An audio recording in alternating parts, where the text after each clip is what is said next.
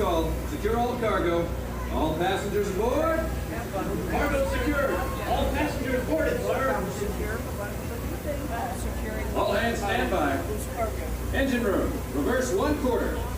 Bowman, cast off bow. Aye, sir. Bow line away. Engine room, ahead 1/4. Sound blast bell.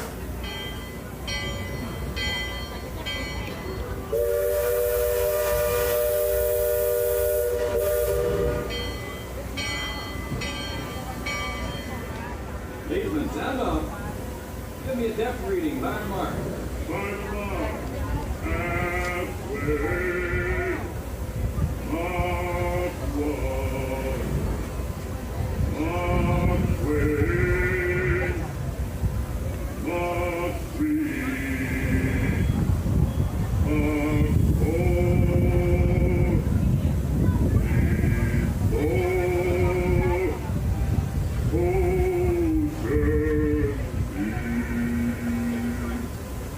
Mark 4. Engine room, head 3/4. Stand by. Steady as she goes.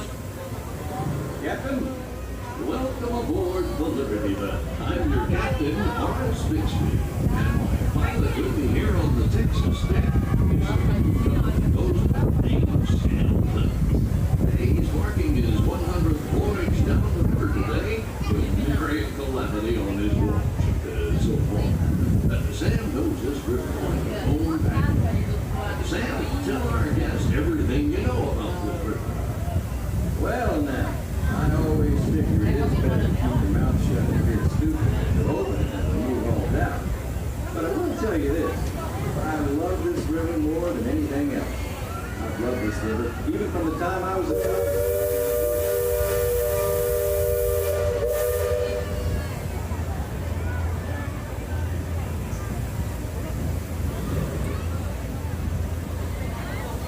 Before we get too much further out of port, I think I should mention that you best not be sitting on those handrails. They're the only thing between you and the river, and the river don't always take kindly to uninvited guests.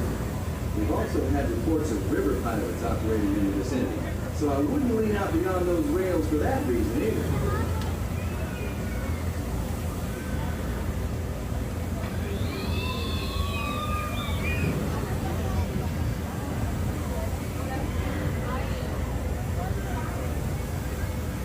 Now, for those of you on the port side, that river town we're passing is frontier land. A few years back, it was no more than boomtown carved out of the wilderness by a handful of settlers looking to start a new life. Today, Gentility and Decorum are running rampant. Oh, it still has its share of footloose trappers, keelboaters, prospectors, and an Indian or two, but mostly it's flush time and well on its way to become a fine big city. Frontierland reminds me some of my own hometown, Hannibal. It takes me back to when I was a barefoot boy growing up alongside the riverbank. You know, it seems to me that when I was young, I could remember everything, whether it happened or not. But as I grow older, I seem to remember only the things that never happened at all.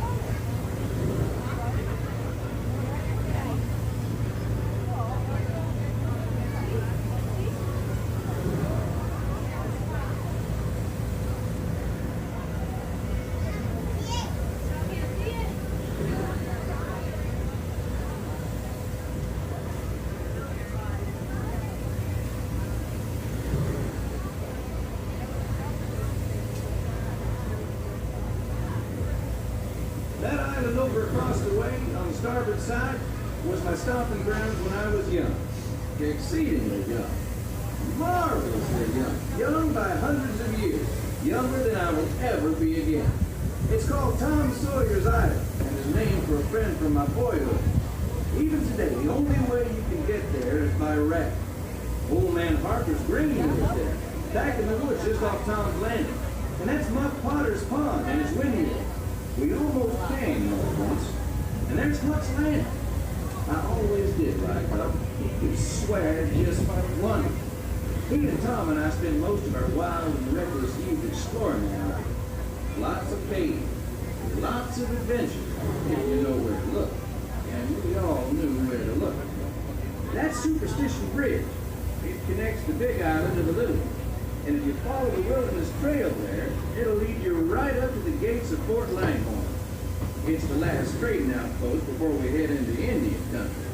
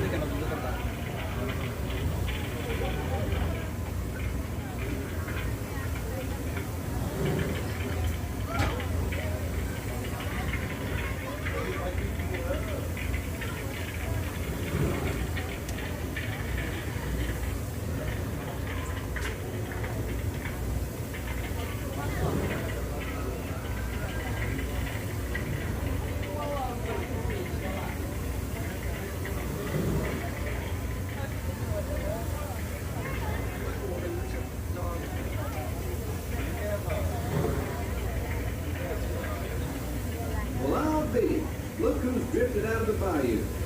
Off the port, Captain. It's Beacon Joe. Old Beacon's been marking this river for longer than I can remember. Every time the river cuts a new channel, Old Beacon puts out a marker to let us know whether it's safe to travel or not.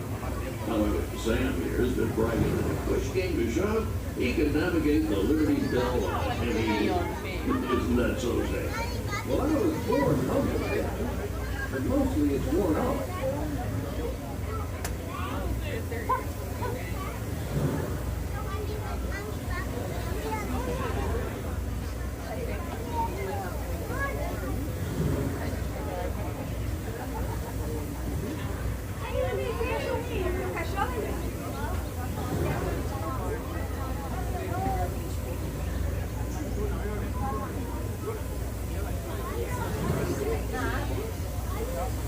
Captain, Indian Village to port.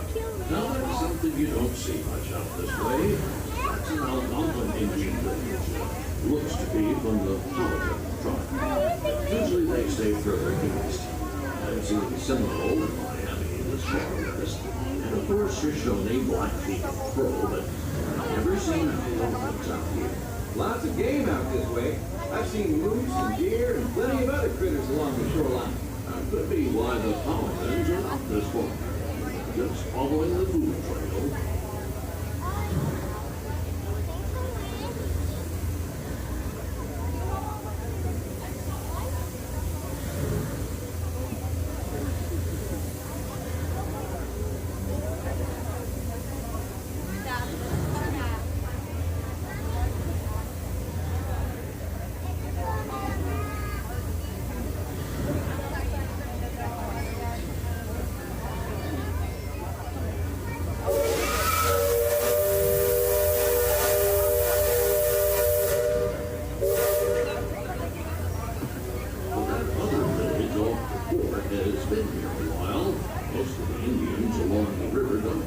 to make our steamboat, they call that animal, which means fire.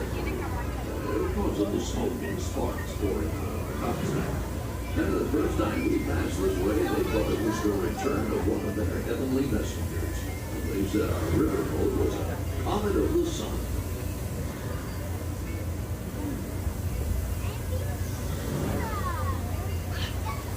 Just beyond the village, up that hill, is their sacred burial ground. Those who fall in battle are placed atop the traditional bed of death. After nightfall, they'll return to mourn the great warriors who brought honor to the tribe.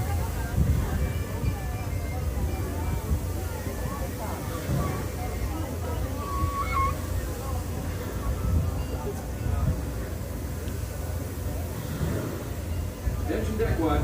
Controls to port and starboard. Engine room, steady on.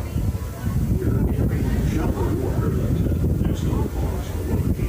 Sam knows every shoal and shallow, every snag and sandbar in this part of the river, and he will navigate us through the safe water.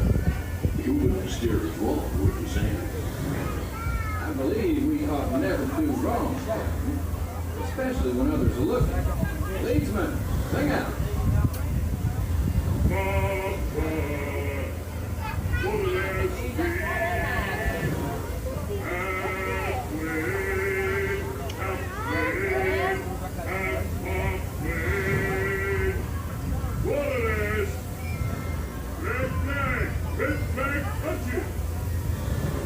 Those of you that have been this way before know that the water can get fairly shallow along this stretch of the river.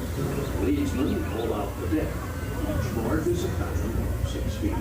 Mark 20 is 2 fathoms, and for us that means safe water.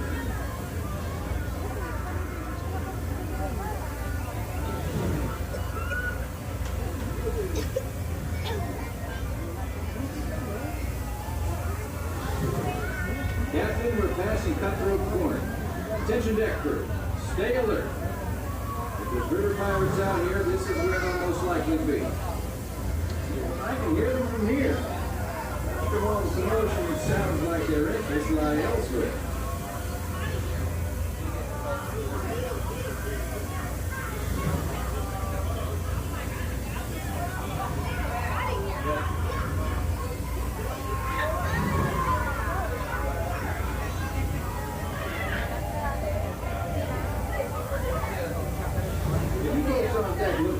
Trees on the island, that's Fort Langhorne.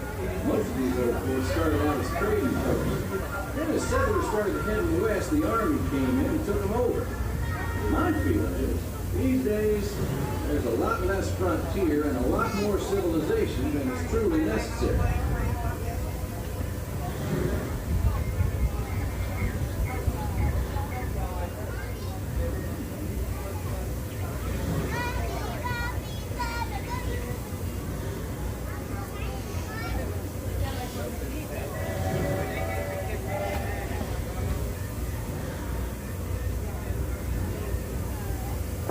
Leadsman, give me a depth reading. Sing out.